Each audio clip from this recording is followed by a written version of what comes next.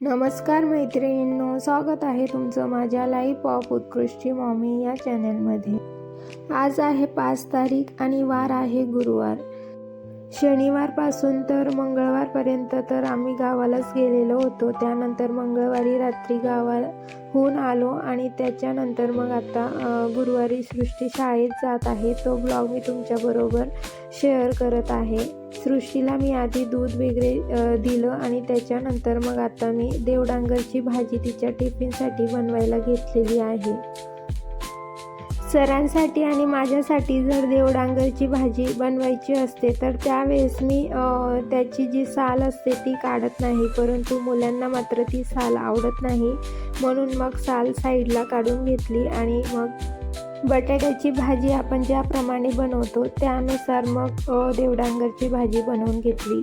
मोहरी, लसूण, जिरं आणि आपले जे बेसिक मसाले आहेत ते टाकून ती भाजी बनवून घेतली। देवडांगरची भाजी मला खूप आवडते आणि माझ्या माहेरी जन्माष्टमीला कृष्णांना देवडांगरच्या भाजीचाच भोग चढवला जातो आणि मी कितीही प्रयत्न केले तरी तो भोग जो असतो तशी टेस्ट काही माझ्या भाजीला येत नाही। देवासाठी आपण जो काही भंडारा बनवत असतो त्याची टेस्ट आपल्या भाजीपेक्षा कितीतरी पटीने वाढलेली असते। कदाचित त्याच्यामध्ये देवांचा आशीर्वादच असतो। एका साईडला भाजी शिजत आहे तिथपर्यंत दुसऱ्या साईडला मी सृष्टीच्या टिफिनसाठीची पोळीही बनवून घेतली आणि इथे देवडांगरची भाजीही तयार झालेली आहे। त्यानंतर मग सृष्टीचा टिफिन वगैरे भरून दिला आणि सृष्टी आता शाळेत चालली गेलेली आहे आणि त्याच्यानंतर मग मी माझ्यासाठी आणि सरांसाठी चहा बनवून घेतला। सृष्टी गेल्यानंतर मग 1 तासाच्या अंतरानंतर मग उत्कर्षही शाळेत जातो। मग त्याच्यानंतर उत्कर्षची तयारी केली आणि आता उत्कर्ष शाळेत जायला निघालेला आहे आणि त्याआधी तुम्ही उत्कर्षची नौटंकी बघू शकता। उत्कर्ष शाळेत गेलेला आहे आणि त्याच्यानंतर मग आता सरांना जायला अजून 1-1.5 तास आहे। सरांचा स्वयंपाक अजून बाकी आहे, परंतु म्हटलं त्याआधी ह्या ज्या साड्या बाहेर आहेत त्या म्हटलं साड्यांचे जे ऑर्गनायझर आहे त्या मी लावून घेतल्या आणि कपाटही थोडासा अस्ताव्यस्त झालेला होता। मग तोही म्हटलं आधी आवरून घेऊ, कारण की आधी जो मेन कामं केले आणि हे एक्स्ट्राचे कामं जर नंतर सोडले मग दुपार होता होता कंटाळा येतो आणि मग उद्या करेल म्हणून मग हे काम 15 मिनिटाचं होतं, पण हळूहळू करता मग ते 1 महिन्यावर ढकललं गेलेलं होतं। मग त्याच्यामुळे म्हटलं चला आता हे मी आज आवरूनच घेते, म्हणून मग सरांचा स्वयंपाक राहू दिला आणि आधी हे काम करायला घेतलं। सगळे परकर आधी एका कोपऱ्यात लावून घेतले आणि त्याच्यानंतर मग ज्या साड्या फॉल वगैरे करायच्या बाकी होत्या, ज्या साड्यांचे ब्लाऊज शिवायचे बाकी होते त्या साड्याही मी साईडला काढून घेतल्या। साड्यांचे ब्लाऊज मी त्यांच्या घड्यांमध्येच ठेवलेले आहे, म्हणजे जी साडी घालायची आहे ती पटकन तिचा ब्लाऊजही त्या साडीमध्ये असल्यामुळे तो पटकन भेटतो, पण परकर मात्र मी सेपरेट ठेवलेले आहे, कारण कधी कधी एखादा परकर आपल्या 2-3 साड्यांवर बसून जातो, त्याच्यामुळे मग परकर साईडलाच ठेवले आहेत।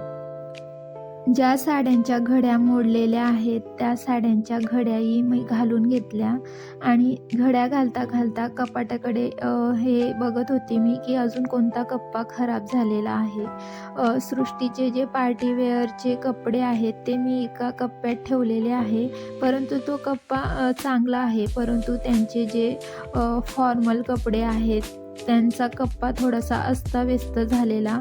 मग त्याच्यानंतर मग मी उत्कर्ष आणि सृष्टीचा तो कप्पा आवरायला घेतला। आता मी जो कप्पा आवरत आहे तो सृष्टीचा कप्पा आहे आणि तो मग मी छान प्रकारे आवरून घेतला आणि या कपड्यांव्यतिरिक्त अजून जे काही कपडे त्यांचे कपाटात ठेवायचे होते ते मी बाहेर जे डेली यूजसाठी बास्केट केलेली आहे त्यामध्येही गोळा झालेले आहेत, त्याच्यामुळे ती जागा रिकामी राहिलेली आहे।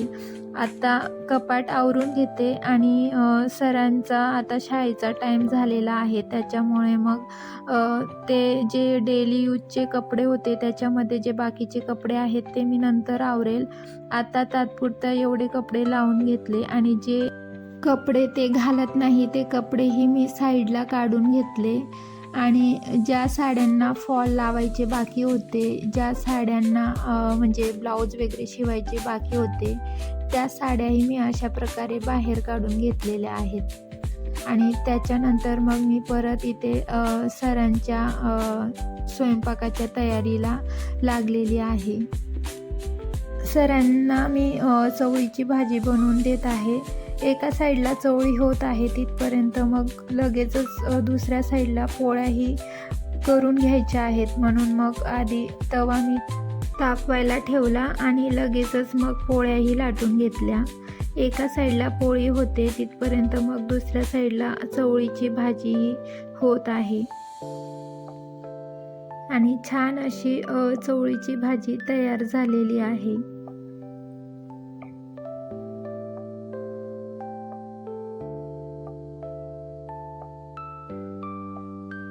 सरांना लगेचच गरम गरम जेवणही वाढलं आणि सर आता शाळेत गेलेले आहेत.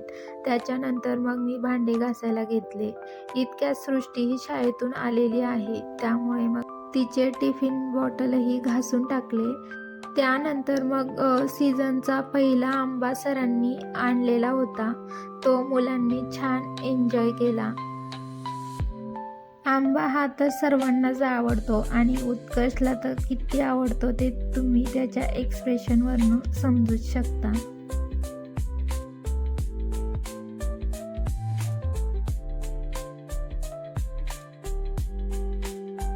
उत्कर्ष आंबा खात होता, परंतु मागे टोपलीत ठेवलेल्या इतर फ्रूटकडेही त्याचं लक्ष जात होतं आणि तेच त्याचं चालू होतं. आणि आमचा खोडकर उत्कर्ष इथे सृष्टीची नक्कल करत आहे. मुलांना जेवण वगैरे वाढलं आणि त्याच्यानंतर मग मी परत पुढच्या कामाला लागली. जे काही इथे मी डेली यूजचे कपडे वगैरे ठेवते तो भाग अगदी अस्ताव्यस्त झालेला होता, त्यामुळे मग हा कोपरा मला आज आवरून घ्यायचा आहे. आणि गावाहून आल्यानंतर कपड्यांची अशी सगळी कोंबाकोंबी झालेली होती. त्याच्यानंतर मग मी छान प्रकारे ते सगळे कपडे शॉर्टिंग करून घेतले. जे कपाटात ठेवायचे आहे ते कपडे साईडला काढून घेतले. बेडशिटा, रुमालं सगळे असे वेगवेगळे करून ठेवले आणि छान असे कपाटात लावून घेतले.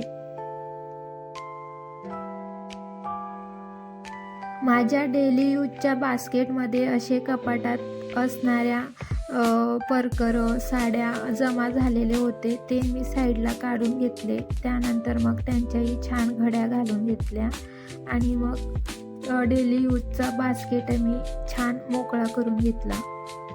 फायनली असं सरांचा बास्केट, माझा बास्केट, सृष्टीचा बास्केट आणि उत्कर्षचा बास्केट आवरून घेतला. आणि जे कपाटात ठेवायचे कपडे आहेत ते असे मी बाहेर शॉर्टिंग करून ठेवलेले आहेत. त्यानंतर मग ते कपडेही मी छान कपाटात लावून घेतले. बाकीचं कपाट मी सकाळी आवरलेलं होतं, ते तुमच्याबरोबर मी शेअर केलेलंच आहे. त्यानंतर मग ह्या ज्या काही रिकाम्या जागा राहिलेल्या होत्या त्या जागेतही मी कपडे ठेवून घेतले.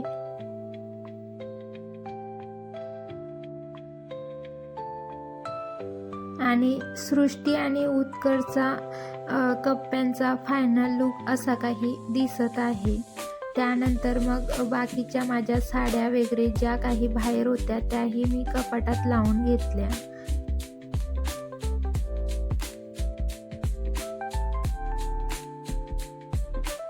या कोपऱ्याचा बिफोर आणि आफ्टर भाग मी तुम्हाला आता दाखवणार आहे.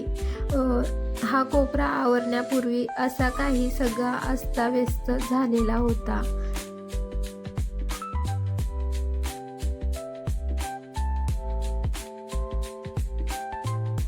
आणि आवरून झाल्यानंतर हा कोपरा छान असा सुटसुटीत झालेला आहे.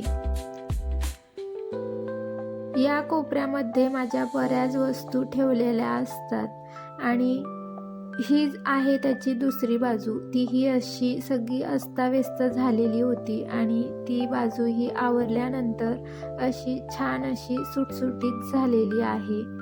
आणि हे आवरलेलं मात्र 8-10 दिवसच चांगलं राहतं आणि त्यानंतर मग त्याची तीच अवस्था होऊन जाते. परंतु त्या 8-10 दिवसासाठीच मला ते आवरून घ्यायचं असतं. त्यानंतर मग संध्याकाळी आमच्या कॉलनीमध्ये एका दादाची मेहंदी होती.